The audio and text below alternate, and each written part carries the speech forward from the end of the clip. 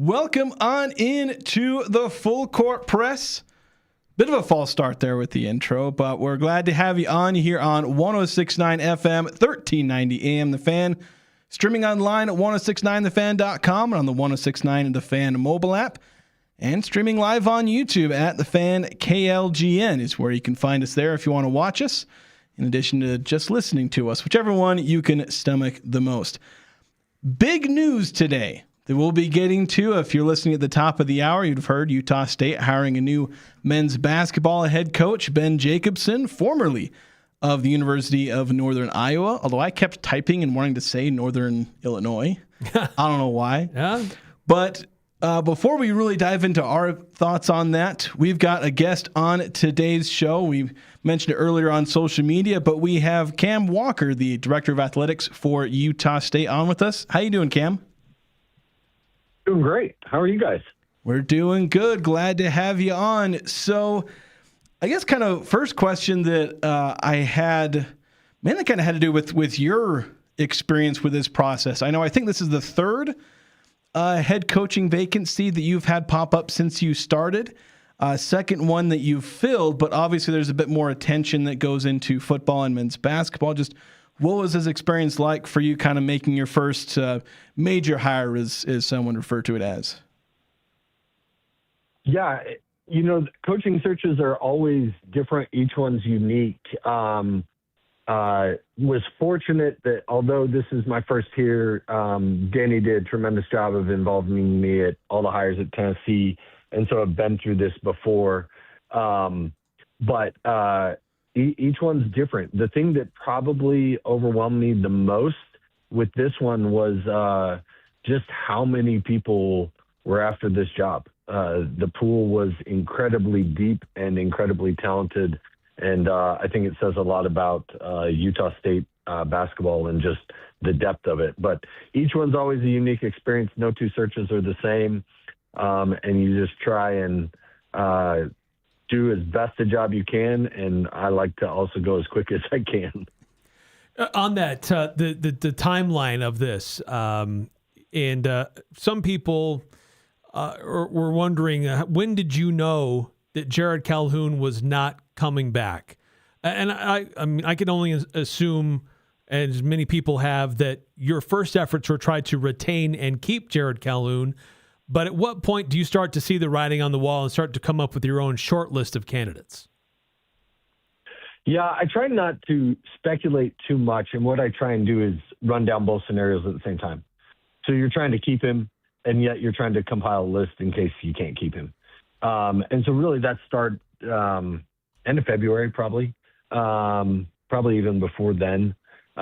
Couple weeks before then, probably about 2 weeks left in February, you start really trying to run down both paths at the same time pretty expeditiously. And so at that point, it doesn't matter as much when you find out because you've already got plans in place going. And I think you always have to have a list. I encourage all of our sport administrators that are overseeing a thing like, coach could get hit by a bus tomorrow. We try and look both ways. We don't want anybody hit by a bus. But if that happens, we got to have a plan. And I think when you make mistakes is usually because you don't have enough preparation. So I want to ask, with the pool being so big, I mean, you have to deal with, a ton of, assistants or sitting head coaches that are, reaching out and asking about the job. What are the things that you really narrowed in on as the things that were going to sift through all of those people and maybe helped you to create an initial list where you had an idea of there were qualities and characteristics you wanted in a head coach? What were those things you keyed in on that helped you sift through that list? Yeah, it really was. Monday night, I met with or Monday afternoon, as soon as we got back, met with the team. They picked some leadership representatives. They picked 3 leaders to meet with me that evening, and they gave all of their thoughts to those 3 leaders. I met with those 3 student athletes, and we deep dived. We talked about style of offense they run, what they like about it, what they'd like to see change. Defense, same thing. The culture on and off the court, culture away, all of those things, and what were the attributes and characteristics they wanted. And then I tried to hone in on the people that best matched up for them. I don't have to play for this individual. I will spend a fraction of the time with this individual that they will. And so really focusing on what qualities they identified and trying to find the perfect fit for them to put them in position to chase championships, which they want to do, but also be treated the way they want to be treated. If you mention who those athletes were, or is that something you'd prefer to keep behind closed doors? No, so they picked Carson, Templin, Mason, Falslev, and Jordy Barnes were the three that they selected. So with that, you've got their feedback. You've got kind of things that you're looking for. Certainly, you've got to look at some things that have proven to be successful at Utah State here over the last little while.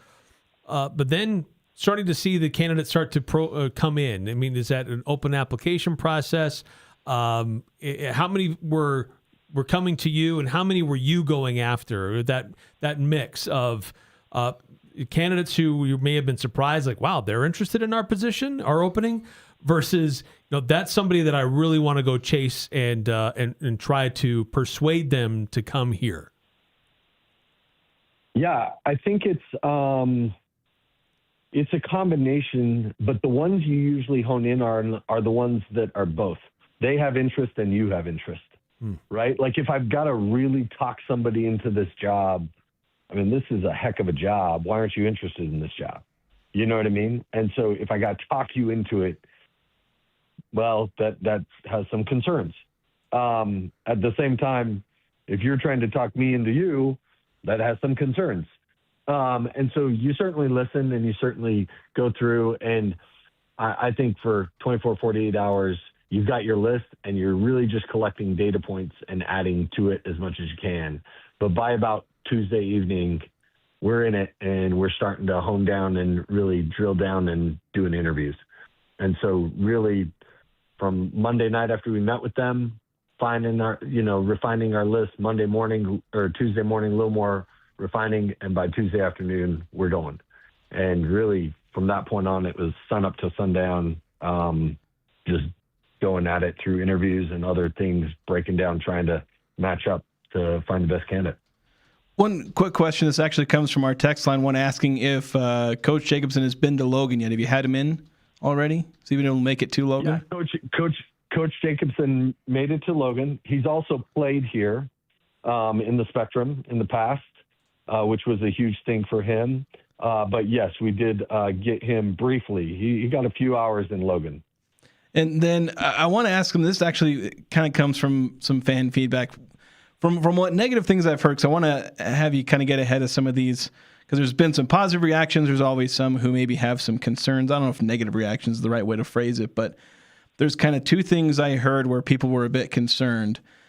One was where, I mean, Coach Jacobson, his resume is pretty long, but there were some concerns about where a lot of the major aspects are about a decade old. Some of his runs in the NCAA tournament, his 30-win seasons.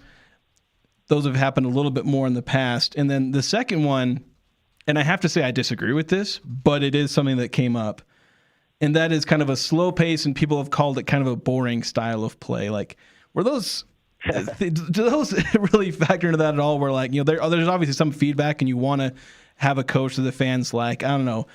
What are your thoughts on maybe that feedback that some fans have had? Yeah, maybe I'll go backwards there. Boring style play, they play tenacious defense, which slows the opposition down. I don't think there's anything bad about that ever. Yeah, I'm on the same boat. I don't think it's that boring. I think that's pretty great. I think when we were really elite this year in this team, I think you'll notice the games were in the 60s, right? Those were our big wins. We held the opposition into the 60s. That's what you want. And offensively, I think too, how fast you go depends on your personnel. If I've got 2 6'10" guys that are 275 and can't get up and down the court, but they can really post you up and score the ball inside, I'm probably leaving them on the court and we're probably slowing down. So I think it's playing to personnel as much as anything is about pace of play. And then past history, I think there's, it's easy to say accomplishments are in the past. I mean, I want somebody who's been there. I think for us to go as a program to places we haven't been, we need somebody to show us, and we need somebody to lead us, and somebody that's been on that charted path before is significant. I also think it's worth pointing out he won the conference in 20 and 22. In 20, they were by far and away the best team, and the conference tournament got canceled due to COVID. In 22, they were the best team, and they got upset in the conference tournament. And unfortunately, the Missouri Valley had slipped to where the Mountain West was this year as a one-bid league. And so I think it's easy to judge it just based off a couple of things. But if you look at conference championships, I think there's 7 different years they were either the regular season or tournament champion. And most recently 26, obviously, but in 22 and 20. So there is a lot there to be excited about. But also, I think what did he do all of this with? What hand was he dealt? And if you look at the resources and what they have, and it's not a knock, but the job he did for how they're resourced is tremendous. And I think I'd much rather, if you have somebody resourced at the top of the league and they finish in the top of the league, that's great. If you have somebody resourced in the top of the league and they finish in the bottom of the league, not good. Well, on the flip side, somebody who finishes in the bottom and they're consistently finishing at or near the top, that's pretty impressive. Again, we're talking to Cam Walker, the director of athletics for Utah State University. Utah State announcing their new head coach, Ben Jacobson, coming from Northern Iowa to lead the Aggies here in the future. Press conference tomorrow morning. And Cam, with this coaching hire, I mean, for some elements of this position, it follows a pretty established pattern for Utah State. Someone from a mid-major program who's having some success comes to Utah State, maybe a little higher profile, a little more resources than they had, and they can continue that. One of the biggest differences here is that Ben Jacobson is not what I would call an up-and-comer. He's definitely established. Yeah. He's been around the block for a little while. He was at his former place for a long time.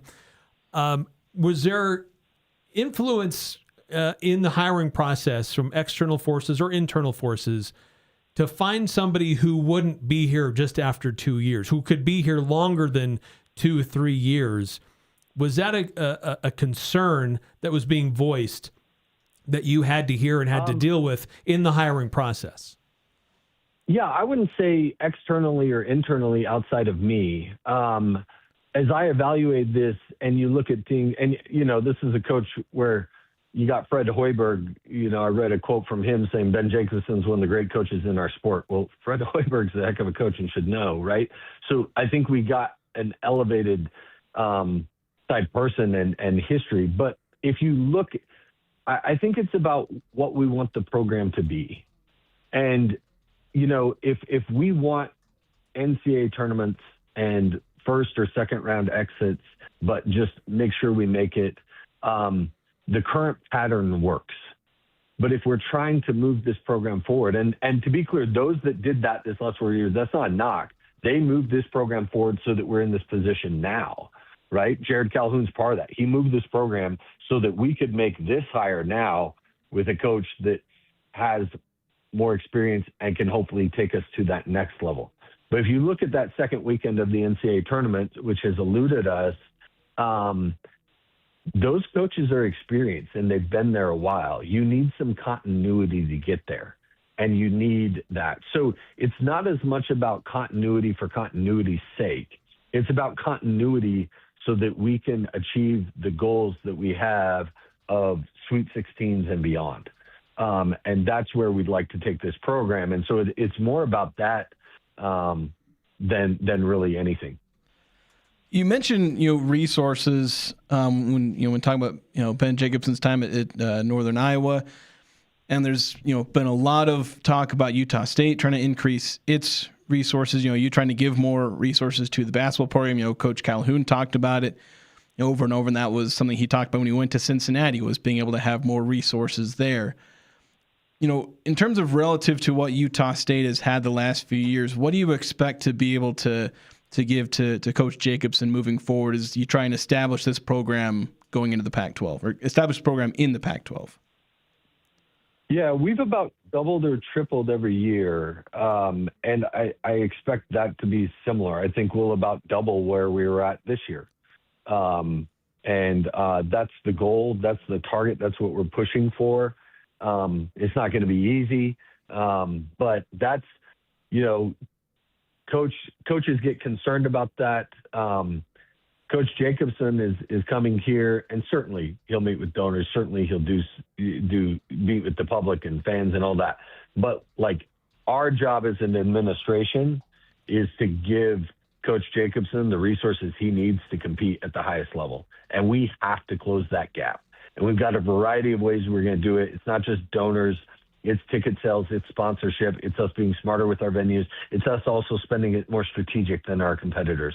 It's all of those things, but our job is to help remove the obstacles and provide him the resources to go chase down those championships. And it's his job really to compile the team and go to work in doing so on the court. In hiring Ben Jacobson, this is a guy that was pretty well established at Northern Iowa. It seemed like he was a name that was kind of rumored for the Kansas State position. So it looked like he was interested in making a move. But for him, this is a guy that's been pretty entrenched with his institution where he was and had a lot of success there. From his point of view, I'm not asking you to put words in his mouth, but for him, what did it appear to be the motivating factor for him to make a move to come to a place like Utah State? And man, 10, 15 years ago, if someone went from Northern Iowa to Utah State, because Northern Iowa was a team that was going to the NCAA tournament, it would seem like a lateral move. But now it seems like it's a step up. Yeah, I think it is. I think that's a tribute to all those that have gone before and helped put this program where it is now. My first reaction when you find out somebody like Ben Jacobson is interested in this spot, knowing that there's been Big 10, Big 12 overtures and plenty of schools that would like to have him in the past, you're like, really? Can we get him? Let's go. It's exciting. But I think for him, and I'm sure there's personal reasons and a lot to it, and I won't try and put words in his mouth, but during our conversations, the things I heard him say is, and it is this way with all of us, timing is incredibly important. Timing and family I know is incredibly important to him. But timing and family situations dictate a lot of that. But also alignment of vision. And I got to telling you, I asked him what his vision was for Utah State basketball. And, he could have been reading off my paper if I had been asked what it was. It was so in sync with what we were trying to do. And when you find that, you're like, man, this is someone I can really link arms with and partner with. And when you have that type of alignment, it's incredible to see what you can accomplish. Okay, we are pretty much out of time with you. We said 15 to 20 minutes, and we're pretty much at 20. I wanted to ask one quick question, though. Not actually related to this hire, but there was some, talk about maybe splitting up the herd, and obviously there are realities with trying to maximize ticket revenue. There's been some pretty strong feedback about splitting up the herd. Have you kind of heard that feedback and consider that as far as plans you may have for seating in the Spectrum and with the herd? Yeah, so we have lots of options, and we had lots of options of what to do, and we presented lots of options. We come up with a lot of crazy ideas, Jason, and we try and run them down. Splitting the herd was not our worst idea, I can promise you. But we always have been working with the herd. We've talked to their leadership. I can assure you the student section will likely be moving, but the student section is not splitting. So they had options. They went through their options. I think they've found options they like. I don't think it's all finalized, but I don't think, unless the herd switches their mind on me, that they're going to split. I'm sure there's a lot of people that are glad to hear that. We will keep the herd as one mass. Yeah, there we go. Keep the herd together. Yeah. That's the important thing. All right. Well, thank you so much for your time. Again, the Director of Athletics and Vice President of Utah State, Cam Walker. Thank you so much for taking some time with us. Yeah, thanks, Cam. No, thank you guys for having me. Appreciate it. All right. Have a good one. And reminder, their introductory press conference for Ben Jacobson tomorrow morning. That's Tuesday morning, 9 a.m. in the West Stadium Center. It's in the Maverick Stadium on the west side, on the third floor, I believe what it is. Oh, is that where they're having? They usually have them in the Estes. But I'm saying no, that's not saying that's where it is. I'm saying that's where they usually have it, and it's changed. I didn't actually read the release. Yeah, that's where Cam was introduced. That's where Bronco was introduced. So it will be open to the public, and that's at 9 a.m. We'll be streaming, and there are options to watch it, but it'll also be broadcast. We'll be simulcasting it on our sister station, KVNU. So if you can't make it up to the stadium, but you still like to tune in and hear from Ben Jacobson and hear him be introduced, that'll be on 102.1 FM, 610 AM KVNU, also streaming on their app and on their website. All right. We're going to take a break. When we come back, we will kind of give our own thoughts on the hiring of Ben Jacobson. We have a lot of texts coming in. We weren't able to get to all the texters who wanted to ask a question. We were kind of running on short on time. I was barely able to fit that question in by the spectrum. Yeah, I'm glad you did. But yeah, we'll take a break. We'll get to these texts, get to more talk about the hire of Ben Jacobson for Utah State men's basketball. That's coming up next here on the Full Court Press on 106.9 FM, 1390 AM. The Fan.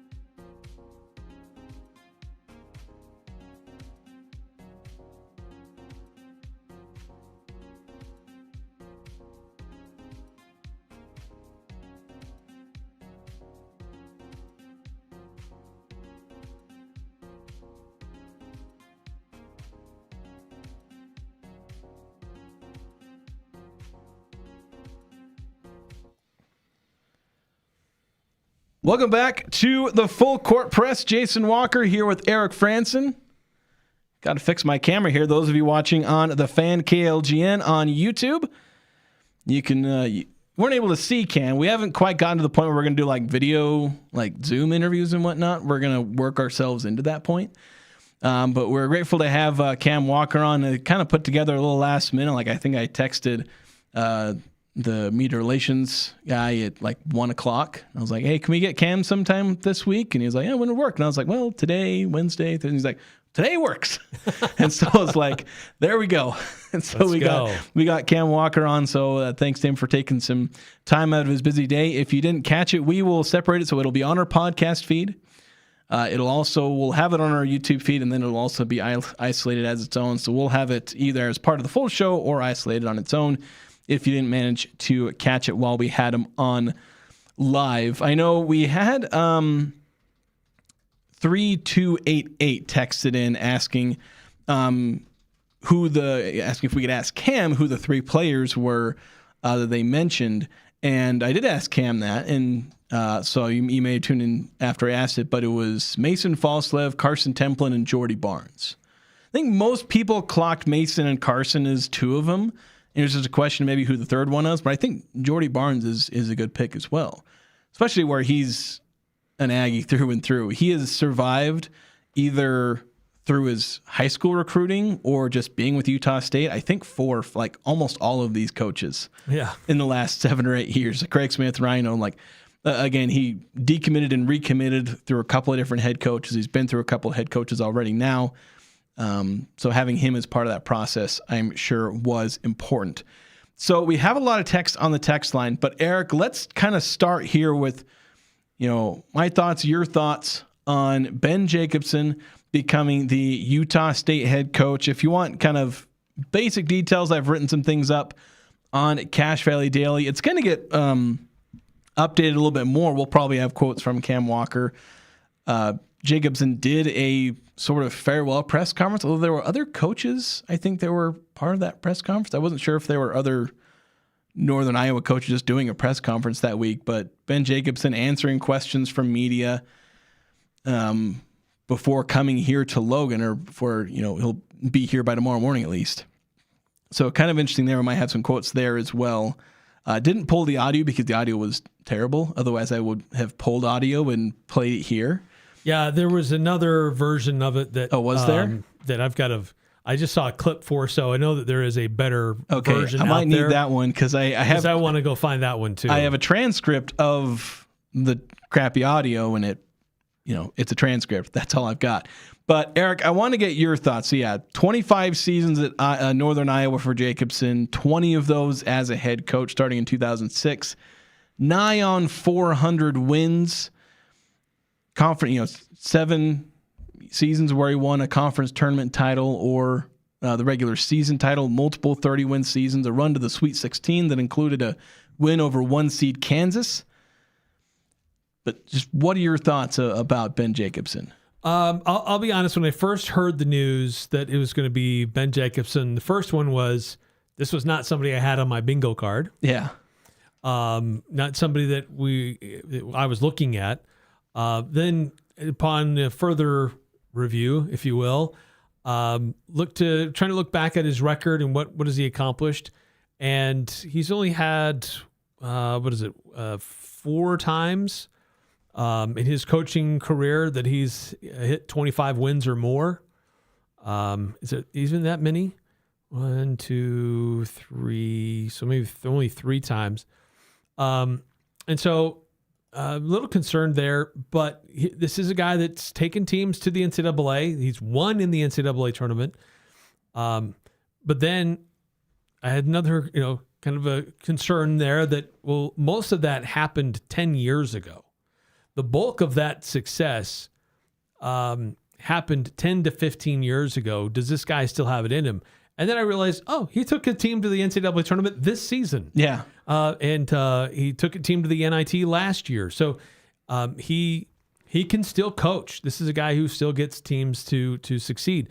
And so my initial thoughts were, I'm not sure about this guy. Does he have the fire like some of these other coaches Utah State has had here recently? Certainly he's had success, but then the more you look at it, the more intriguing this is. And the other thing too, based on the question that I asked him, and I've heard this from others, and certainly we saw this when Coach Calhoun left, is that there's a growing sense of fatigue among Aggie fans that there's this constant turnover of coaches. And while it's been great, and while there's been a lot of success, I mean, your odds of continuing that are going to start to diminish at some point. Well, certainly the hope is that it doesn't start diminishing with Ben Jacobson, but he appears to be a guy that probably won't be upward mobile in 2 years. He's probably going to stick around for a little while longer. He was very loyal to Northern Iowa, was there for a very long time, but now he comes to Utah State, and we'll see what he can do with the Aggies. Yeah, and that'll be the most interesting thing is, what can he do with the Aggies? And yeah, like, would he stay, basically have this be the next stage of his career, maybe the final one, where he was 25 years at one school, spend 8 to 10 years, however much longer he wants to coach, how far he wants to coach into his 60s. Because he's 55 now, so 8 to 10 years puts him in his mid-60s if that's where he wants to end his career. That's up to him. Maybe he's looking to use Utah State as a stepping stone into an even bigger conference, but this is someone who could have jumped ship after 2010, where he won back-to-back regular season and conference tournament titles and went to the NCAA tournament. He did that in back-to-back years.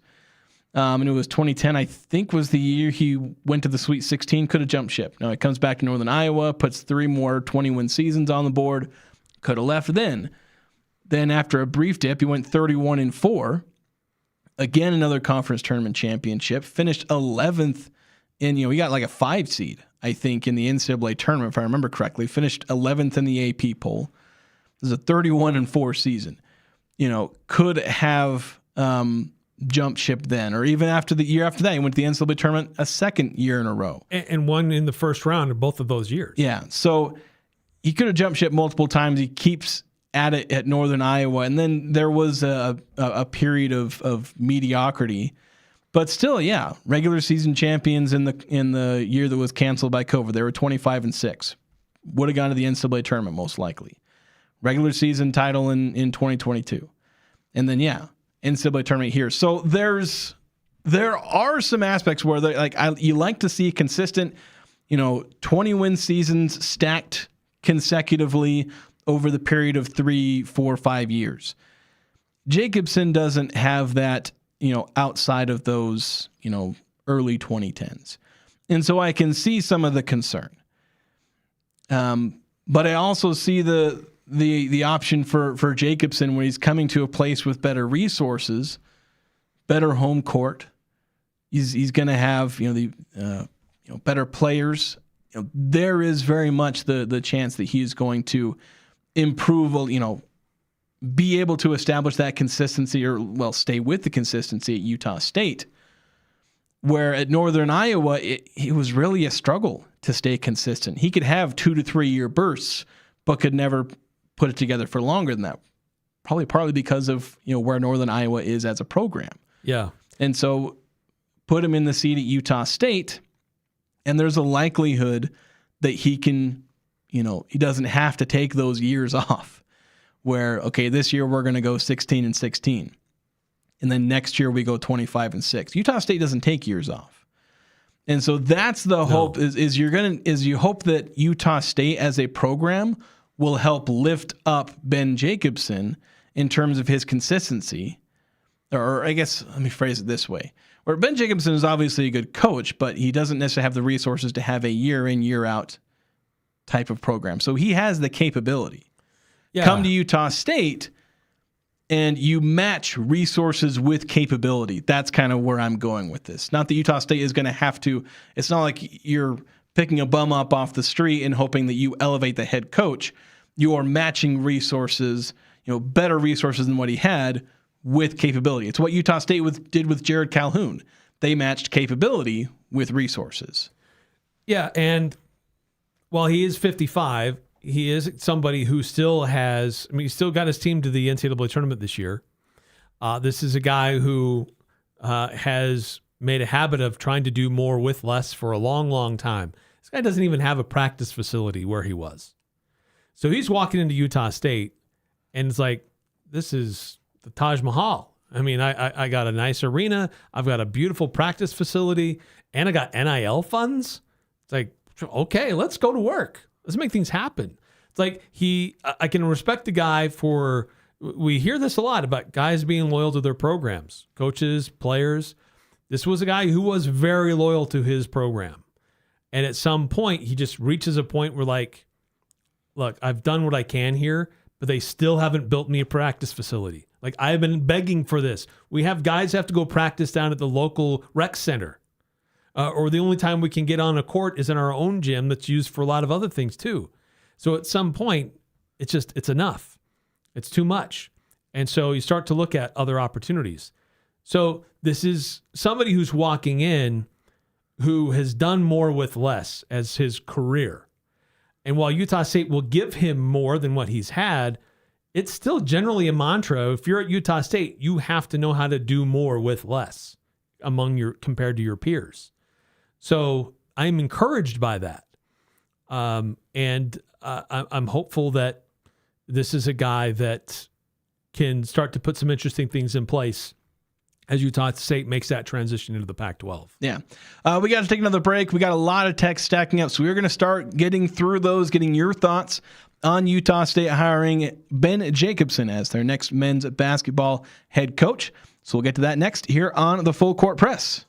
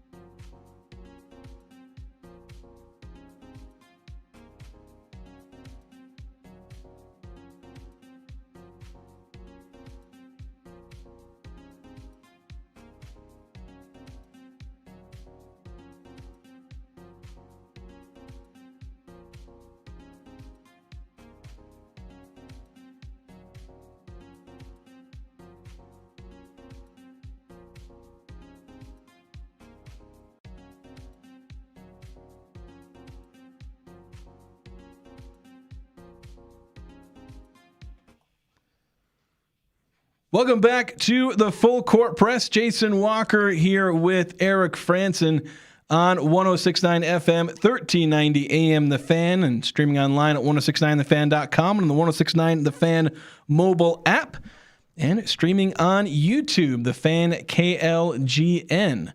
I can't see the live chat. I don't know if somebody's I can see no messages in there yet. I got one thing that said there was like a certain amount of chat rate, and it was like, but there's nobody in.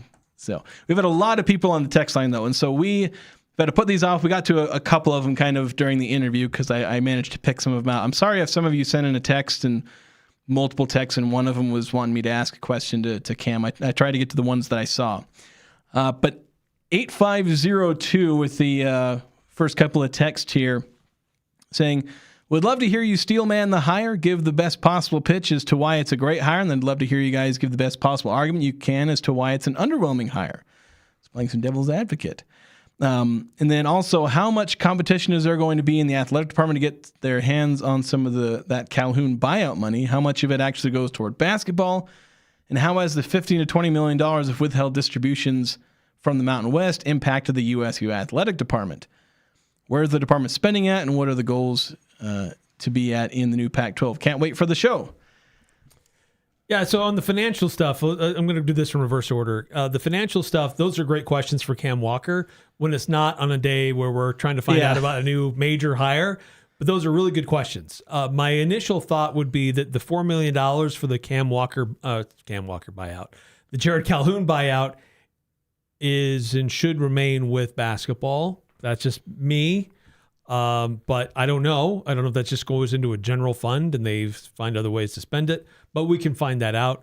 We will have some availability tomorrow. I don't know if it'll be specifically with Cam Walker, but there's a lot of other things we need to discuss with Cam Walker with the transition to the Pac-12. And as far as like where they're at with the Pac-12 and things they need to do with that. So yeah, there's big questions there. But as far as the first part of the question, the best pitch as to why he's a great hire and the devil's advocate is maybe why this is an underwhelming hire.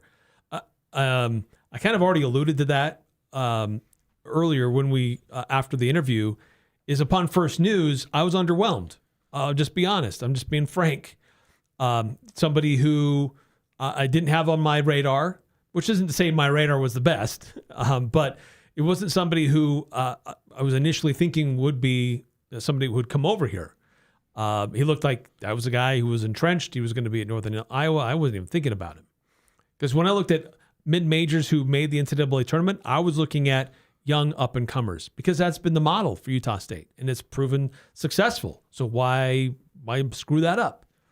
So for the underwhelming aspect of it, and I guess if you want to give the other aspect, Jason, was just that here's a guy who's maybe a little bit older. Will he have this? We still have fire to go out and win at a very high level and recruit at a high level and try to fundraise at a high level, because all those are going to be necessary if you want to compete and win not just the Pac-12, but win games in the NCAA tournament.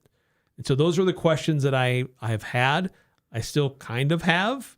Some of those have kind of been answered. But he doesn't exactly fit the mold of the candidate I was thinking of to come in and fill the shoes of Jared Calhoun. Yeah, to me, I'm not so much concerned about how old is he, because you can coach when you're old, you can coach when you're young, you know. Yeah, Patino's coaching. Yeah, he's a lot older. And so for me, the best steel man, the best pitch of why it's good, I think Cam Walker actually summarized it pretty well, where he's been where the Aggies want to go, like second weekend. He has had some fantastic seasons. He's achieved a 5 seed at a place like Northern Iowa. I know the Missouri Valley was able to get teams like that once upon a time, but a lot of those great programs have actually since moved on to like the Big 12 or the Big East. But still, he's been able to do some things that the Aggies haven't yet been able to do, and he's done it at a place that has less resources than the Aggies. So he's been where the Aggies want to go, and he has the experience and capability. You look at his teams, he's put together some high-level offenses, he's put together some high-level defenses. Last year, his defense ranked 25th in the nation.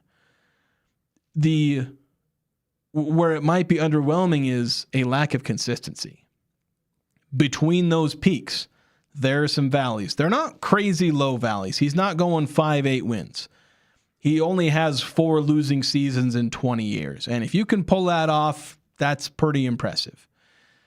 But there are a lot of mediocre seasons in between the really good ones. And a lot of the best seasons, like big peaks, when we talk about him being places the Aggies haven't gone, those are 10-plus years in the past. Does he still have it? A lot of the same questions we asked about Bronco Mendenhall, to be quite honest. Yep. So those are kind of my two biggest things there. But we got to quickly go. We got a lot more texts. We might not get through all these by the end of this first hour here. 1186. Aggie fan currently living in St. George recently found this show, and it's quickly become one of my favorite sports shows. Thank you. Yes, and they say thank you for all your efforts covering USU. Excited that we have a basketball coach in place who has had previous success. Hopefully he'll be able to keep the momentum that the program has had with our previous coaches. So thanks, 1186, first-time texter, and glad to have you on the show. Yeah, and just one last point on the other one, too. Like, Jared Calhoun was not on my radar either. Yeah. And that worked out well. So I'm glad those... I don't think Ryan Odom was either. Like, Danny Sprinkle was probably like the one coach, like, since, I guess, Duryea was kind of well-known. Like, Tim Duryea and Danny Sprinkle, like, people clocked those pretty quickly. Yes. That they were candidates and that they were decently likely for the job, to the point where people were tracking flights from Montana to Logan.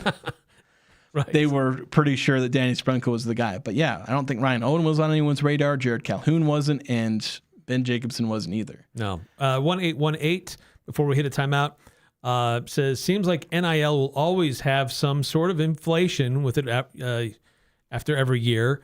That being said, Utah State can buy a serious lineup next season. Yeah, that's my biggest concern is Utah State trying to double or triple their NIL, and Bronco Mendenhall, and this is football, but he talked about how I think the price he was expecting for players ended up, the price he was expecting and the price he got was like double what he was expecting.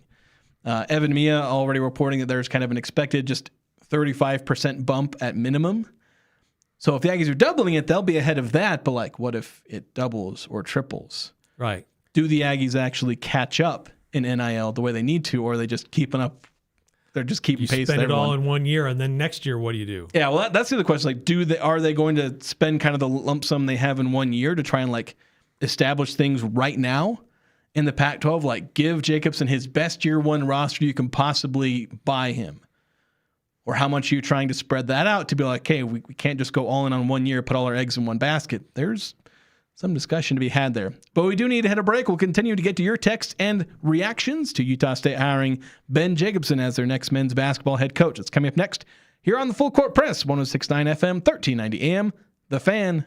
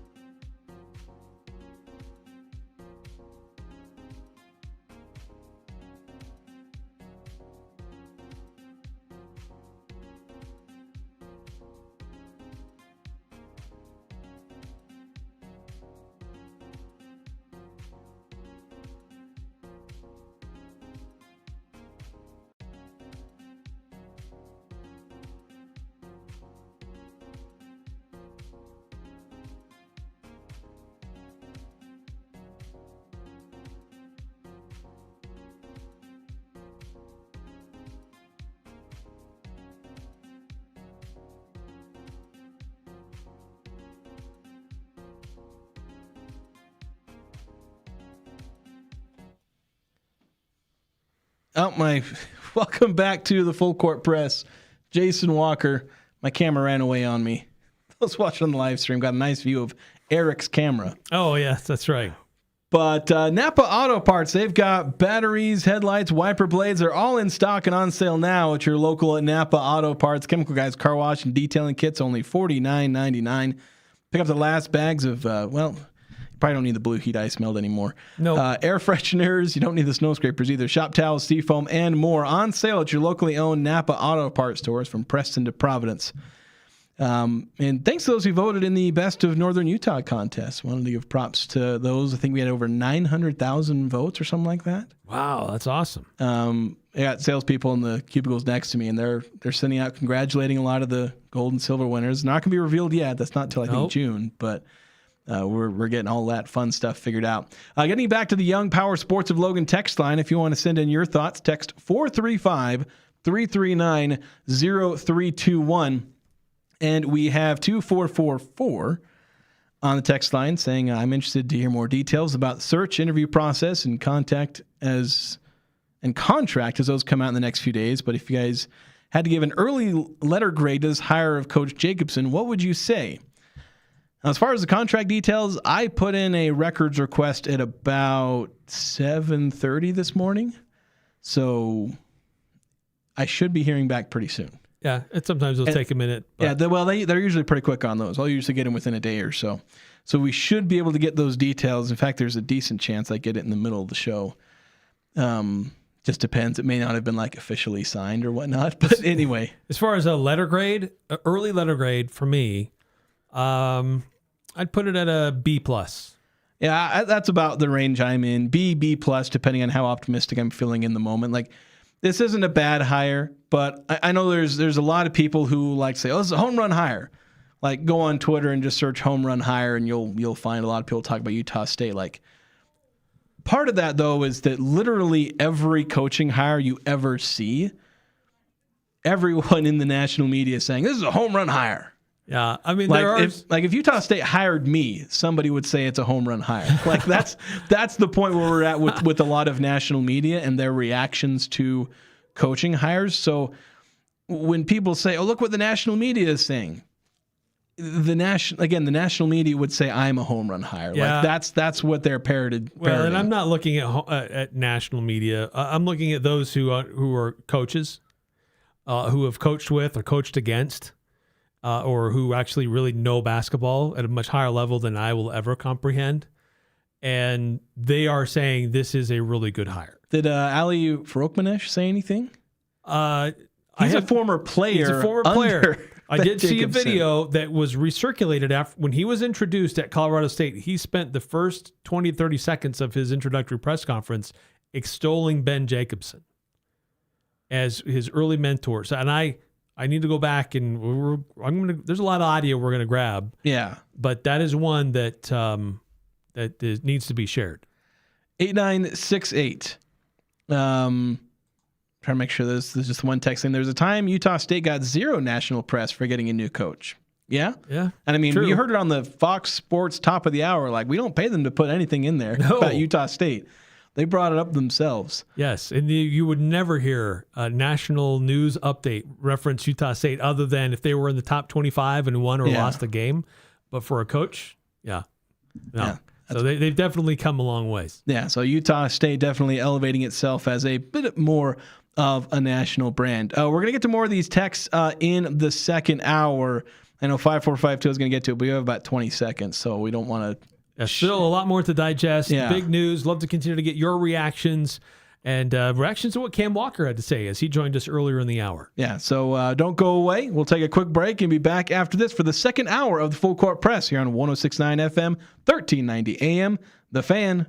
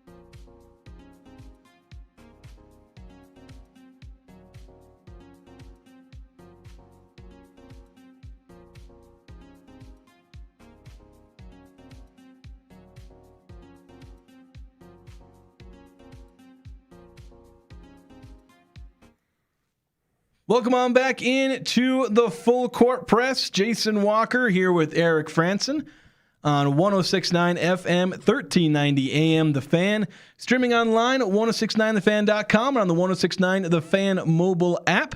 And streaming on YouTube. The Fan KLGN is the account where you can find us and watch our streams and watch our show, in addition to just listening to it over the radio. If you're driving in the car, please don't watch our show. Listen to it. Yes. Most cars have a radio, so you can check us out there. Yes, we do not want to incur any problems on the roadways and have us to be to blame for any of that. Yeah, we don't accept any blame for things that happen on the road while attempting to watch the show. Listening to it, that's fine. Well, we've had a lot of text chats come in. Of course, we had Cam Walker on at the beginning of the show, so if you're just tuning in, go back and, it'll be on the podcast feed a little bit later. I'm not Eric. I can't upload the first hour that quickly. If you want to rewind the YouTube live stream, it's right at the beginning. Pretty much from the get-go, we had Utah State Director of Athletics Cam Walker on the show talking about the hire. Obviously, well, I was going to say he likes the hire. Of course he likes the hire. He made the hire. He believes it's the right decision, obviously, and he's the man who's paid to make the decisions and not me. And explained a lot of his reasons, explained some of the process. And so if you want to hear those thoughts, there was, I know he talked about where there were 3 players that they, had as kind of part of the process where they were meeting with the coach and, basically getting feedback from those 3 who basically were in a leadership position. And those 3 players, as Cam explained, were Mason Falslev, Carson Templin, and Jordy Barnes. So yeah, and to that, this goes to one of the questions from 5452 about the player involvement. Were they involved in the decision or hiring process, or just get a list of characteristics that they liked? And I think it was more of the latter. What are things you'd like to see in a coach? Because Cam Walker met with the team Monday afternoon, gathered that information. By Tuesday afternoon, he was already making calls. And so he already has his template that he's working off of. And some of the things that he said that the players, were you live tweeting the interview? Some. You were typing away over there. Yes, I was trying to live tweet some of this. I thought I wrote what those were. He just asked them what they felt were important factors, attributes, and characteristics. Yeah. And he made it clear, like, these are the guys who will play for this individual. I won't. So their opinion has high value. Yeah. And so based on the metrics gathered from the players, that went along with the other things that he was looking for Utah State's next head coach, and Ben Jacobson checks those boxes. Yeah. And so that feedback is important. And of course, there's kind of a spectrum where you've got to be on as far as player input, because no player input is bad. But if you have the players basically deciding and giving their seal of approval, like where they have almost final say in who the head coach is, that is also bad. You can't have the players literally picking the head coach, where players may not be here in April. Which didn't totally happen, but did kind of happen with Tim Duryea. Yeah. Because there was a lot of player feedback. Yeah. And former players, too, saying this is the guy. And I get it. And there was a lot of other people that are like, gosh, he's in the system. He knows what Stu's doing. It's just a continuation. Why do we mess this up? But there was a heavy influence of player current and former player feedback on the Tim Duryea hire. Yeah. So I think I can't say specifically because I'm not in the room. I can't provide full judgment, but it very much seems like Utah State was finding itself in the middle of this spectrum. Don't just ignore the players, but don't give them the end all, the final say. Get their feedback. And as Cam, rightly said, like Cam he'll talk to the head coach. Obviously they'll talk about a lot of things, but he's going to spend a very small fraction of his time with, Ben Jacobson compared to what these players will be interacting with them. So their input in, their value. And I know these players, even if they stay their whole Aggie careers, they're not going to be here more than 1 or 2 or 3 years. And ideally Ben Jacobson's there a little bit longer. So, you're not going to get the feedback from all the athletes they'll eventually coach, but get an idea of what players want. And so that was good for Cam Walker to have that as part of his input and not just completely ignore the players and say, all right, here's your new coach, as if he's introducing someone's stepdad or something like that. It's like, here's your new dad. It's like, Hi, you can't be doing that. You got to involve them in the process. Yeah, you know what? Something to Ben Jacobson's character. He didn't have to do this, but he called the press conference this morning. So was it him that specifically called the press conference? Well, I don't know if it was him or the Athletics. Because there were a lot of different people who spoke, and I think some of them were like other coaches in the staff or something, but he spoke the longest. I would imagine that was something that he would have, if the athletics department said, hey, you need to do an exit press conference. What other coaches are doing that? Yeah. Around all the coaching changes happened in the last 2 weeks, what other coaches have done this? Yeah, Jared Calhoun slipped away in the dead of noon. I can't from think of Utah State. I don't think I've seen anywhere where I've seen an exiting coach invite media to his house or his place and talk about his 20-year tenure, and now it's time to chase something else. Like, he did that. It is extremely rare. And then also today, the university and the athletic department and the basketball program did a whole big graphic. Thank you, coach, and thanks for all your years of success. So, this appears Aggies are getting a high character guy. Yeah, it's really important. They're getting someone who definitely cares beyond just the words that they say, and is also willing to kind of publicly care as well. It's like Jared Calhoun and Ryan Odom and Danny Sprinkle and all those. They cared about the program and the players they coached, but in many ways weren't able to publicly show that, especially when they were again running away in the, right after the plane lands, right when they get back to Logan, and suddenly they're boarding another plane heading off to, who knows where. Yeah, they had enough time to go back to their house or their apartment to pick up their dirty laundry, and then they're out the door. Yeah. A couple more texts coming in, 4488. If you're able to ask Cam or answer yourself, I'm interested to know about Ben Jacobson's choice to leave UNI and if he's going to have the same hunger to succeed and excel that our recent string of up-and-coming coaches have had. I think the part of the fact that he has left kind of shows that he's still chasing after something. There is still something in his career that he believes he wants to accomplish, and he is actively, it's easy to stay where you're at, you gotta, if you're content, then you're more likely to just kind of stay where you're at. And if you don't have that competitive fire, you're more likely to just kind of hang around and be where you're at, where it's comfortable.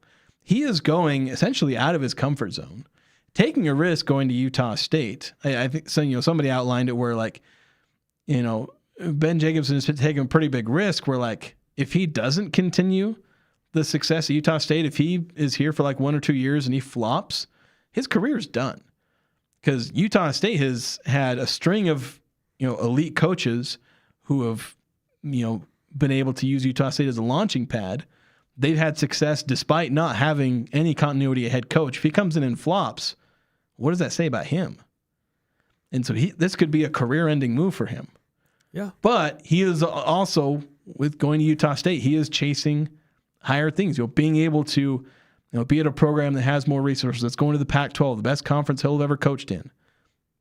That's the thing he's trying to do to elevate his own career and finish his career with a bang and not just kind of slowly fade away at Northern Iowa and just eventually get to the point where he has enough 12, 13-win seasons that they finally decide to mutually part ways. Thanks for all your service, coach, and have a good night. Right. Yeah. Yeah. There's a risk, but he, from what I understand, he was pursuing the Kansas State opening. This is a guy, I don't know why he didn't leave after he had that string of success about 10, 12 years ago. He decided to stick around, give him some credit for being loyal to that institution. But it appears to be this is a guy who still wants to win. He's got experience, and now he's got a lot more resources than he's ever had, and see what that unlocks for his coaching ability. Yeah. 2305 saying, enjoyed your interview with Cam. Now all I need to do is meet the new coach, have him bring whoever he can from Northern Iowa, then recruit like heck and retain a couple of our players because it'll be up to the guys in the court to make him a success. Yeah, and that's the big thing where we're yes. Keep bringing up the resources he'll have because Utah State, they're trying to double their double or triple their NIL and revenue share budget from last year, which was $2.4 million, according to Jared Calhoun. Double or triple, it's going to get you in the $5 to $7 million range. So, and as long as the NIL, player cost doesn't double or triple, Utah State's going to have a better roster in terms of, kind of the raw talent they can bring in. And that's something that can really elevate Ben Jacobson, because you look at the kind of players he's brought in good players, but they're not always as athletic. They don't always have this raw talent. He's had to kind of elevate some of the guys with the system he's had. Now, so there's been some times where he's had some elite NBA level players, and what do you know? He won like 30 games when he had those kind of players. And so now Utah State is going to be able to bring in the type of players he's not always been able to have at Northern Iowa. And that's where I kind of talked about in the middle of the first hour, where it's resources meets capability, where Northern Iowa wasn't always able to match those two things together, the resources with the capability of Ben Jacobson. 8632 texting in, I don't like the hire, but I would love to be proven wrong. Feels like we could have done better than someone whose glory days happened when I was 6. Yeah. And I get that when people hesitate, I don't want to, browbeat the people who are a little worried that it's not the best hire. I know there were some names that were flying around that people were getting pretty excited about. And so if you're underwhelmed or even just whelmed by the hire, I get it. There are reasons to be a little nervous, a little concerned. As I said, his inconsistency is something that is a bit of a concern. Where you mentioned his glory days, there are some people who might have still been in diapers or, all that, or doing potty training, or just barely into junior high like I was. I remember Northern Iowa vaguely, my litmus test for like how good of a program are you, and it's whether or not I've heard of you. And the reason for that is because I heard of you because you were in the NCAA tournament at some point. So Northern Iowa's been one of those teams that's like, hey, I remember they've been a pretty good program at some point, because I've seen their name more often than not.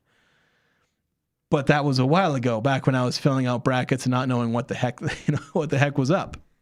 So there is some legit concern. But a lot of that is ultimately going to be overreaction, because there are reasons to like the hire and reasons to be optimistic about it that can offset, again, what are some real concerns about this hire. Yeah, I mean, some of the things that are encouraging to me is the fact that in the last few years, he got his team back to the NIT and then to the NCAA tournament just this last season. So he has a little bit of a dip, but then he's on an upswing again. So this is a guy that clearly can still coach and recruit and play well, or coach well with the players that he has. But at a place like Northern Iowa, you don't have resources, you don't have facilities. So it's about grit, determination, coaching schemes. That's how you get wins, and that's how you're able to get to the NCAA tournament. It's not necessarily because of raw talent. It's because of your coaching style and what you're able to get out of your guys. So raw talent does help, though. Absolutely. And that's what that's why they need to use a lot of this money, where apparently they're not paying him any buyout. Casey Smurthwaite was reading through the contract, because he basically had this rolling 5-year contract, because that's what happens when you're at a place for 20 years. Eventually, they're just like, we're just going to have it run on autopilot. Yeah, as long as you give notice, there's no buyout. Yeah, and so apparently there was zero buyout, which means instead of paying several $100,000 or up to like $2 million, some of these candidates that were getting thrown around had $2 million buyouts. That's money you can throw back into the roster. Utah State's entire roster costs $2 million, and you save that or more, again, $900,000. $900,000 is a starting caliber player out of the portal. That's the kind of money you're saving. On the high end, it's your entire roster value. On the low end, it's one of your starters is the money that you're saving by hiring Coach Jacobson. So that's something I think was also pretty important in this hiring process, was the ability to invest money back into the roster. This is part of being smart with money. You get a guy who has a track record like Coach Jacobson, and you give him a lot of money to play with. It's a lot of these pieces that kind of add together with everything else. 9315 with a couple of texts. Try to get through these. I think Ben is a great hire. He's totally different, but in a good way hire. When you've seen them do a thank you, leaving the last school conference, his press conference, all the people that don't like the hire are narrow-minded and won't help the program grow bigger and stay the same or go backwards. Those people need to get in the USU Huntsman School of Business and learn how to improve and invest in helping businesses grow. USU literally has a commercial from the Huntsman School of Business about this. I think it's the Shingo course from Huntsman School of Business. Would you not make more money if you had a one-year roster that made it to the Elite Eight or Final Four? Would that not give you more money resources for the rest of your time? Yeah, some of that last part we were talking about, you don't want to put all your eggs in one basket for 1 year, like spend all the $4 million buyout you have and all this other stuff. Like, are you going to spend that all on 1 year roster? And 9015 does make a point that if you put all that into 1 year and you made the Final Four, say Utah State goes to the Final Four, like that would pretty much pay for it. Everyone in the Pac-12 would need to be writing thank you notes. Yeah. Of course, with the Pac-12, Utah State gets a larger share. Like they get most of what they make there. Some of it does divide among everyone else, but that's part of the deal with the Pac-12 is you keep more of what you earn. Yeah. For the conference. Like that is a good point, but the problem is that is a high risk, albeit high reward venture. And Utah State can't necessarily be in the high risk business. I get taking risks. There is room for that. And when you're a, smaller school, mid-major, sometimes you got to take a risk and kind of put your neck out. Yep. But don't jump off a cliff and hope there's a net that will catch you or or that somebody will come out of the sky and hand you a parachute. Because, you might have a spectacular landing from jumping off the cliff and make it all worth it. But, anything can go wrong, injuries. I mean, look at BYU. That's kind of the biggest example. They went, now maybe they can, Kentucky. They might be able to sustain this kind of spending, but the money they went all in on, AJ DeBonta, all these different guys, they poached, basically tampered with the guy at Baylor to bring him in, getting the highest caliber players they could find. They went all in. What happened? They had the most bad luck season I think I've ever seen injury-wise. Had like 3 people, or 3+ people go on season-ending major injuries. Players, yeah. So that's the kind of problem is that Utah State could go all in and probably get a $10 million roster. But what happens if anything goes wrong? Mason tears an ACL, maybe one of your big transfers you bring in, spends most of the year with like a nagging hamstring injury and then has to sit out the NCAA tournament at the worst possible time. That's kind of the reason why you don't, is because there is a massive risk where you blow everything and waste everything. Then suddenly you're back to where you were in 2023 and you got $300,000 to spend on NIL. And just because you're spending a lot on spending a lot of money on your roster does not mean you're going to be to the Elite Eight or Final Four. It doesn't even mean you necessarily get to the NCAA tournament, but it certainly helps in a lot of ways. Yeah. 0016, in an earlier interview, I heard Cam Walker say that the $3.9 million buyout will stay with the basketball program. Yeah, that's really helpful. That makes sense. Yeah. Being able to keep that within the program and use that for the roster there's also like, can you charter a little bit more? That was something that Calhoun wasn't always a fan of, was how they didn't get a charter everywhere. Who you have to fly commercial, I guess. But when you're a professional athlete, sometimes that matters. I can fly commercial. It's not that big of a problem, but I don't have to play a basketball game on the other end of my travels. No. A couple more texts here real quick before we need to hit a timeout. 2603 texting in. With the new coach, who stays and who does he bring in with him? You're talking about coaches or players? Because I don't know the answer to either one of those. No, coaches, I think he'll probably bring a lot of his coaches with him. I think he's bringing most of his coaching staff. As far as players, let's take a break and I'll go over. There's basically 2 players to keep an eye on. A lot of them are graduating. That's the thing. From Northern Iowa. Yeah, from Northern Iowa. They're graduating. There are a couple players to maybe keep an eye on. Do they follow Coach Jacobson to Utah State? I'll kind of outline those as well. I think 9696 might actually have a text. I should actually let me preview this. Okay, yeah, there's another text from 9696 on the same subject. So let's take a break and we'll get to that subject Coming up next here on the Full Court Press here on 106.9 FM, 1390 AM The Fan, streaming online at 1069thefan.com and on YouTube at The Fan KLGN.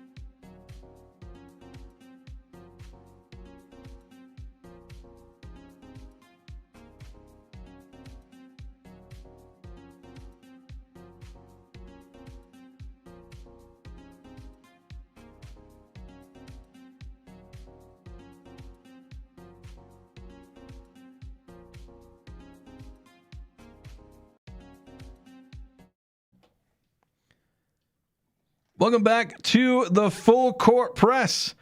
A reminder that indoor air in our area can be up to 5 times dirtier than outdoor air, and dry air keeps dust and allergens floating longer, sending them deeper into your lungs and making sickness more likely. Mountain Valley Heating and Air installs high-efficiency steam humidifiers that use 1 gallon of water with no waste to improve air quality. So call 435-753-5170 for a free in-home air quality assessment from Mountain Valley Heating and Air. We've got a few texts coming in. We also had some chats from the live stream on the Fan at KLGN coming in as well. Hayden Noel saying, my concern with the hire is that we seem prioritize stability over winning. There is no guarantee that Coach Jacobson won't leave if he has 2 to 3 years of success at Utah. And adding, his kids are older now, which is what he referenced as a reason for staying at UNI before. And that is something that I want to point out, because I know, Eric, you talked about him maybe staying longer at Utah State. There is not a guarantee that he won't leave after 2 to 3 years. No, there isn't. Because if he's looking to leave UNI now, that means that talk about loyalty and him staying in one place. He did, but now he's not. And so that maybe that aspect where like he was willing to stay put, he's kind of moved on from that thinking and is now moving toward like the upward mobility stage. Yeah, well, and Cam Walker talked about timing as to why now for Ben Jacobson. And the timing seemed right for him to make that move, and the timing was right for Utah State to hire someone of his caliber, and the timing worked out. And so that's will that timing mean that he's found his new forever home? I don't know. Yeah, you're right. There is no guarantee that he will be here more than 2 seasons, but the likelihood is probably higher that he'll stick around. But it's college sports. You don't know. Yeah. So we had a couple of texts. We teased this topic before heading to break, and that is like, you see the coach coming from Northern Iowa, and fans kind of wander over to the roster page of Northern Iowa this year, and they're like, all right, which players? Let me go down the list. And they come up with people who aren't graduating and who may opt to enter the transfer portal and bring over. I mean, it worked incredibly well with Danny Sprinkle. He brought in 2 of his best players, his 2 best players that were returning, Darius Brown, Great Osobor. And they were the 2 best newcomers in the conference that year. You win a regular season title, win an NCAA tournament game. That's pretty nice. So are there players? We had a couple of texters. I think it was 2603 and 9696 essentially asking kind of the same question. Are there players who may follow him? And the answer on its face is you never know. But like if there are players that you think might have a decent chance of coming over, I think there's 2 names to look at. Leon Bond III, who is a 6'5" wing, pretty athletic, originally went to Virginia, University of Virginia. Played a little bit, but it was like 12 minutes per game. He goes to Northern Iowa, and this last season averaged 12 points per game, little under 5 rebounds and 1.5 assists. So he's the kind of player that you come in, maybe pair him with Mason Falslev on the wing, and he basically step into that MJ Collins role, potentially. The other guy is Will Hornseth. He was a sophomore forward, 6'8", 230, 240 pounds, depending on which roster listing you're looking at. And he averaged 11 points, 4.5 rebounds, 2 assists. So he's not a stretch 4. He shot like 3 3-pointers all year. He shot 9. Made 4 of them, so has good shooting percentages, but he's just about a non-shooter. Yeah. Okay. So, but he's a guy that can score in the post, a decent rebounder, not like a high-level rebounder, but a decent rebounder. And, also a good screener, I would say, from watching some of the film I've been able to see so far. So those are probably the 2. Most of the rest of the guys at the upper end of the rotation are graduating. Their leading scorer, Trey Campbell, Ben Schweiger, Tristan Smith, Max Weisbrod, they're all graduating. They're all seniors this year. So there's really only 2 guys in the upper part of the rotation you might look at. But even then, there's no guarantee they will follow Ben Jacobson to Utah State. So if you're looking for players, if they enter the portal, start looking, and do they enter with the do not contact tag and all that? Because if they do, then they're probably coming here. Yeah. But those are probably the 2 that I would keep an eye on. Yeah, and then as far as are any Aggies going to stick around or not, give the guy a chance to try to recruit him and sell his vision on what Utah State basketball will look like under his direction, and as they move into the Pac-12. For this athletic department to get its finances figured out with what they were able to save on not having to pay a buyout, and figure out what their future looks like with what they have now to play with money. Yeah. And 8968 with the pearl clutching. You say BYU tampered? I'm shocked. I don't know if that was I know obviously it was sent in jest, but yes, I don't know if that's exactly the tone 8968 was going for. Hope I did the text proud. 8632 is saying, have to disagree with you guys here. USU is in a win now situation. We have to prove the Pac move was worth it. We have to prove that we are Gonzaga-esque. The time is now. Use the cash and make the future bigger and brighter. And yeah, well, I'd say I would probably still disagree, maybe because I'm risk averse, and maybe that's why I'm not in the coaching and athletic director business on top of many other reasons. But if Utah State wants to just try and burn it all now, there is a big reward. So I can get that kind of thinking. And I think that while I would say don't use it all in one go, using more in year one. If you're budgeting, we say we have this much money and you're splitting it over the next 2 or 3 years. instead of giving like 30% of maybe what you have in reserves and splitting it all evenly, like if you're splitting that money over the next 3 years and you'll get more money later and carry on, like invest like 40 to 50% in that year one that you have budget. Like take some of the money you might have set aside for year 2 and year 3 of the Ben Jacobson era and shift it over to year one. Go a bit bigger in year one. Like I'm not going to advocate for putting it all into one go, but invest a little bit more of the money. Don't set aside as much money for year 2 and year 3. Take some of that you got in reserve and put it in this year and try and give Ben Jacobson his biggest, first year roster that he can manage. And in that way, yeah, first impressions are going to matter in the Pac-12.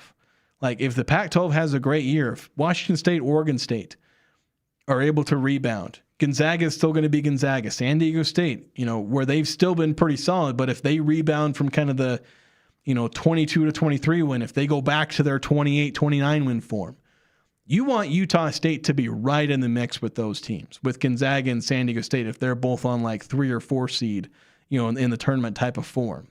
Yeah. You want Utah State to not just be like on their heels, but neck and neck with them. And if you have to pull some money from your savings to get a bigger punch this year, do that. But again, I wouldn't advocate for draining your savings and betting it all on the roulette table. Yeah.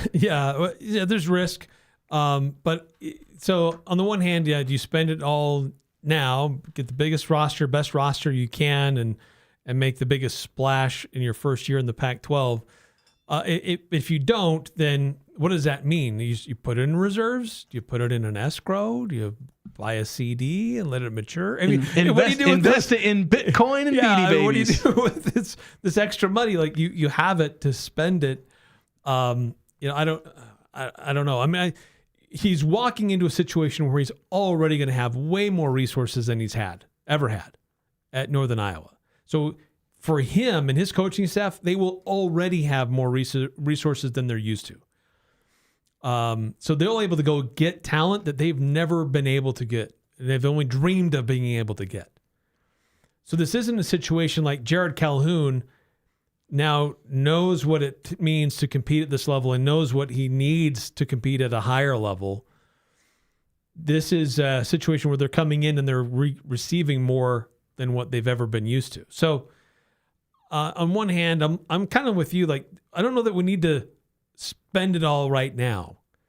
I think you can spend part of it, but if there's a way to spread that out, because the demands on next year's roster will be higher. I guarantee you that. They'll be even higher numbers they have to fit next year. I guarantee you that. So if there's a way you can spread that out and give it a little bit more life, then I think that, in my personal opinion, that would be maybe the higher way of doing it. But we can ask Coach that tomorrow when we get a chance to visit with him. You going to bet it all on black? Or bet it all on red? Whatever it is. Yeah. 5292 with the text saying, my concern with the higher... Oh, no, this one I think was already... This one came over the YouTube chat. Or at least is almost the exact same, so... I think we already kind of addressed that with concern over the hire being, Jacobson may still decide to leave. 8968, it was spot on saying my impression of that earlier tweet about BYU tampering. Yeah. So thanks, 8968. And then 9315 saying, I like how Ben's teams are top 25 in the nation for defense. Defense in volleyball wins games. Just look at Arizona. Arizona has elite offense. That's true. Well, they have good defense too. He's just talking about defense. And Ben Jacobson has had some good offensive teams, not as frequently as his defensive teams, because I'd like to be able to compare him to Virginia and those what was his name? The coach that Ryan Odom took over for. Tony Bennett. Oh, Bennett, yeah. Where his style was slow as you can go, but deadly efficient on offense. And that's where he obviously had a lot of his success, winning a national title and all that. So, but UNI hasn't always had super efficient offense. And one of the things that I'm still in the process of learning and watching film, but it's interesting to see like how will Jacobson's offense his offense combined with that, his assistants, where he's bringing a lot of his assistants over. How does that mesh with, like, assuming Utah State's players stay, like if Carson Templin stays, if Mason Falslev stays, like Jordy Barnes, he's in there as well. If he stays, does he take a big step up? Maybe the starting point guard, Elijah Perryman, Kingston Tosi, David Oweezy. Of course, Oweezy's in the portal, or going to enter the portal. Adlin Elmine. And depending on which of these players stay, how do they fit into this roster? And there's some initial things that I do like about Jacobson's offense. There are things I'm not a huge fan of. Jared Calhoun, really liked him some analytics, where he prioritized the shots that analytics like, and he didn't always like his players taking shots that, like they didn't take a whole lot of mid-range shots. Like they would take them.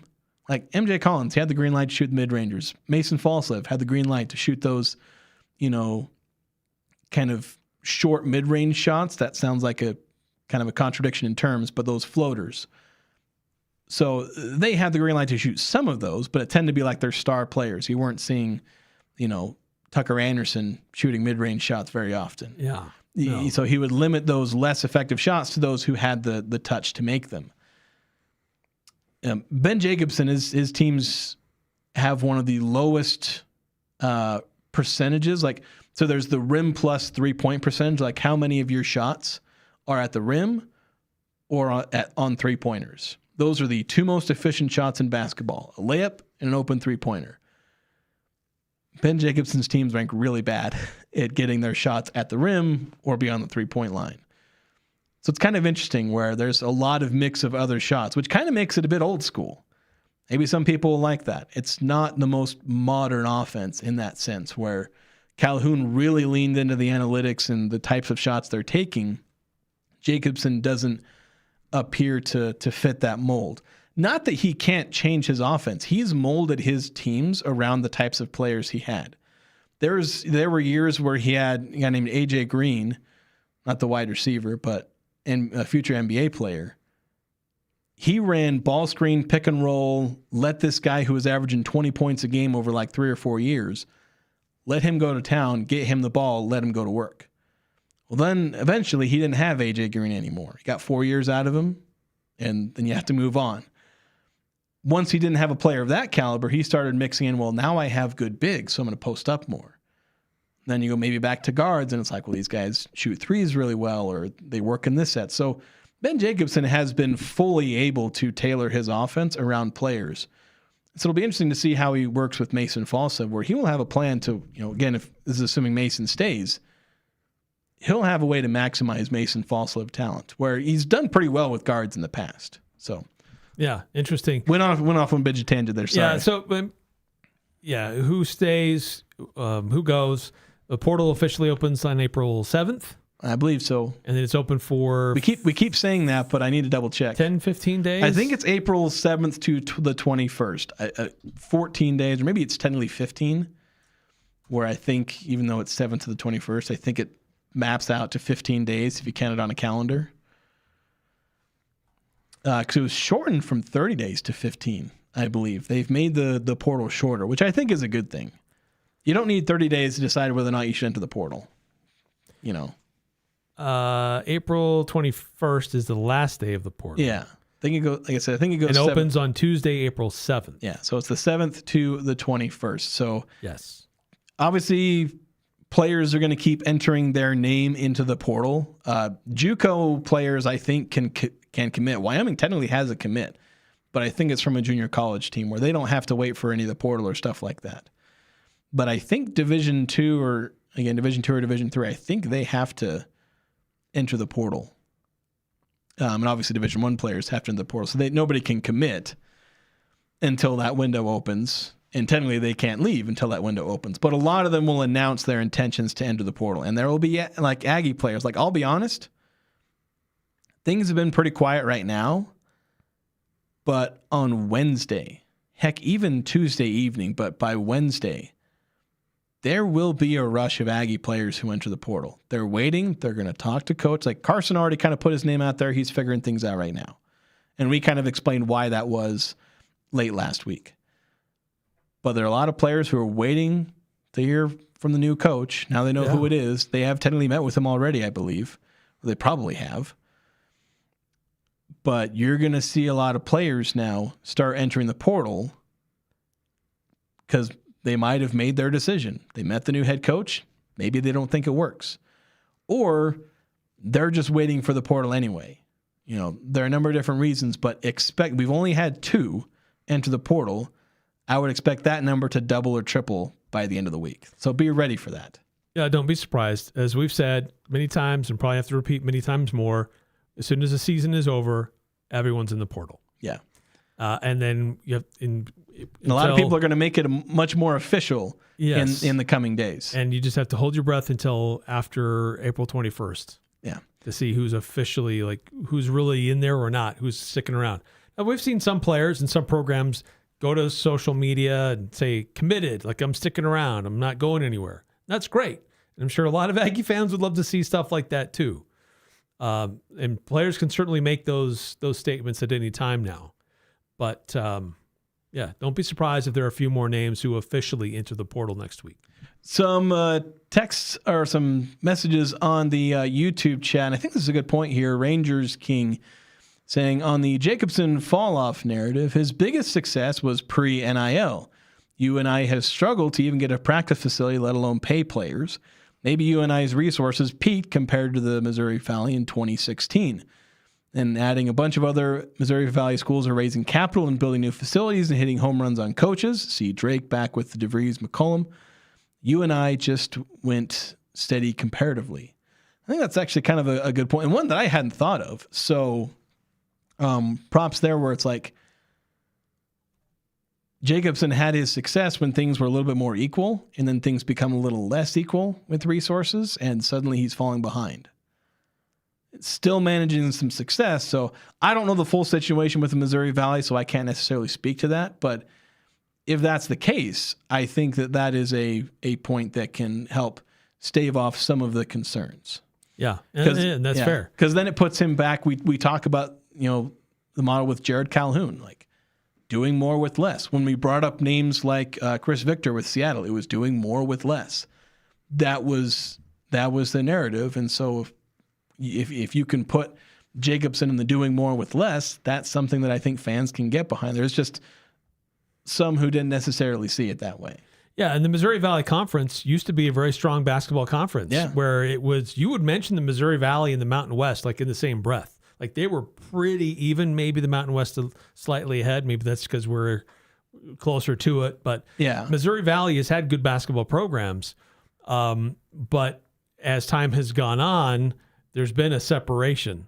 And now with what's happening with the future Pac-12, that separation continues. So here's a guy who sees the writing on the wall. I can't even get a practice facility, let alone get pay a roster worth its salt to compete at a high level. So his kids are older, timing's right. He's still a successful coach. Gets a chance to walk into a great fan base, place that has facilities, place that has money to spend on a roster as they move into the Pac-12 that's going to get a lot of attention. Seems like a pretty smart choice. Yeah, and a place that's got the herd. Yes. And one that won't be split up. All in one place. Yeah, all in one place. Maybe moved, but it's still going to be the wall that is the herd. We've got to take a break. When we come back, we'll, if you have any more thoughts, we've run through all the texts, but text 435-339-0321 if you have any more thoughts on the hiring of Ben Jacobson as Utah State's next head coach. We'll begin to shift. We'll talk a little bit about the NCAA tournament. There were some pretty exciting games. There's a blowout. And we'll also talk about Utah State versus Arizona, how Utah State has kind of given the Wildcats their best run for their money. Yes. Debatably. We'll talk about it next. So we'll have that here on the Full Court Press.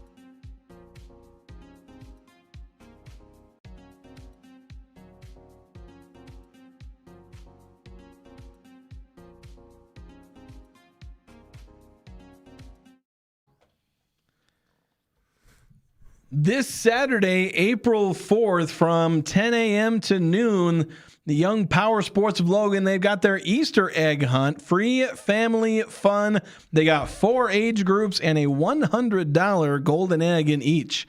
So we've got the age group that Eric Frandsen is in for the people who remember pre-color. Can I pose as a small child? Go get that golden egg. I'm not ashamed of throwing elbows or anything. Yeah. Eric Frandsen out there punting kids, and you just see Eric with a bunch of kids hanging off him, just He-Man posing with the golden egg. Let's go. In his hand. It's mine. So Young Power Sports of Logan also sponsors our text line, 435-339-0321. And on that text line, 5338, helping us segue into our kind of next topic here, those Elite Eight games. We got some pretty solid games. And 5338 asking, does a Coach K Duke team lose to UConn? That was one of the games where, I'll tell you, yesterday was looking like it was going to be an absolute snooze fest for those games. Heck, at halftime, I stopped watching the Duke-UConn game because of how it was going. I think Duke led by 20 at one point, and by halftime they were up double digits. And so I was like, all right, I went off and did some sim racing. I was like, I'm just going to go do something else. So still in the same room as the TV, but like finish that up. And then all of a sudden I turned back and it's a 10-point game. And I was like, well, I guess it could get interesting. And then suddenly it got interesting. Yeah. And then suddenly it was like, okay, Duke's going to pull this one off. They got to inbound the ball, hit a couple of free throws. They're up by 4 with 5 seconds left. And then they do the worst thing possible, turn the ball over. You got a 30-foot, peak March Madness, long 3-point, almost buzzer beater. Unreal to finish. steal the game. And it just ended up, again, peak March Madness right there. My heart just aches for Caden Boozer. Like, you didn't have to do that. Yeah. But you're right. The question remains, like, look, Duke has played with fire through this whole tournament. Yeah, they dang near got upset by Siena. Yeah, every game they've played has been close. I mean, to their credit, they keep finding ways to win. I mean, you're in the Elite Eight. You're doing something right. Yeah. But you don't even have to advance the ball past half court. There was no urgency to get the ball past half court. Yeah, but he saw a wide open guy. But it turns out when you're double teamed, the guys are jumping in the air. It's hard to throw the ball over them. Yeah. Just make them foul you. Yeah, basically. Yeah, it's something that's going to obviously freshman rookie mistake. It's going to live with them for a big moment. It's going to live with them for quite a while, I imagine. But like Duke in back-to-back years has had like once every 5 years, which, it's weird they have that kind of, I use that term for guys they've had in back-to-back years, but Cooper Flagg, then Cam Boozer, who like people are using analytics to like have him as like one of the literal best college players ever as far as the analytics go, like his dominance. He had Cooper Flagg last year. You can't get to the Final Four. Did they get to the Final Four or did they lose in the Elite Eight last year as well? Something I can't remember. But they lost to Houston. I can't remember. And I think they choked that one as well. Just crazy stuff. We'll have some stat that blow our mind stuff on that tomorrow. I'll bring up some of the stuff that I bookmarked, some great research by people. We got to take one more break. When we come back, we're actually going to have to finish up the show. We were supposed to finish up with Pick 6, but I haven't actually tallied the results. I have the questions. I don't have... Is that because you fear you've lost? I'm actually not sure. I could eyeball it and guess whether or not I won or lost. I have no idea. I can't even remember what our lines We'll were. probably have to reveal that tomorrow. But we got to take one more break. We'll be back after this here on 106.9 FM, 1390 AM The Fan. Streaming online on the mobile app and on 1069thefan.com and on The Fan KLGN on YouTube.